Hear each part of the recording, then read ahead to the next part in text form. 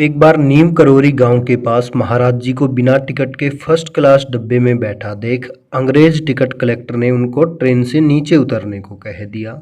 उनकी बात सुनकर महाराज जी ट्रेन से नीचे उतरे और एक पेड़ की छाया में बैठ गए। ट्रेन को आगे चलाया जाने लगा, परंतु ट्रेन आगे नहीं चली। उस समय ट्रेन को चलाने की बहुत कोशिश की गई, परंतु अधिकारियों के अथक प्रयास के बावजूद ट्रेन को एक कदम भी आगे नहीं चलाया जा सका। एक नया इंजन भी मंगवाया गया और उससे ट्रेन चलाने की कोशिश की गई, परंतु फिर भी ट्रेन आगे नहीं बढ़ी।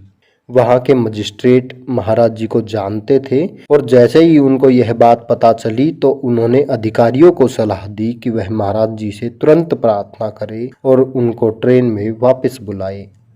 जब लोग महाराज जी के पास फल और मिठाई लेकर पहुँचे तो उन्होंने कहा कि अगर सरकार गांव के लोगों के लिए एक स्टेशन बनाएगी और रेलवे साधुओं को हमेशा आदर देगी, तभी वह ट्रेन में वापस आएंगे। आश्वासन मिलने और महाराज जी के ट्रेन में चढ़ने के बाद उनके आशीर्वाद से ट्रेन तुरंत चल दी। कुछ ही दिनों बाद सरकार ने वहां एक स्टेशन बनाया और इस घटना के बाद महाराज जी को लोग नीम करौरी बाबा के नाम से जानने लगे। इसी बीच महाराज जी के पिताजी को पता चला कि उनके पुत्र जैसा दिखने वाला एक युवक नीम करौरी गांव में तपस्या कर रहा है, तो वो वहां तुरंत पहुंच गए। उसे पहचाना और समझाकर घर ले आए। उनको याद दिलाया कि बचपन में उनका विवाह बादाम का वास में जन्मी राम बेटी नामक बालिका से हो चुका है और उन्हें गृहस्थ जीवन का पालन व कर्तव्य निभाने को कहा। वह वास्तव में महाराज जी ही थे।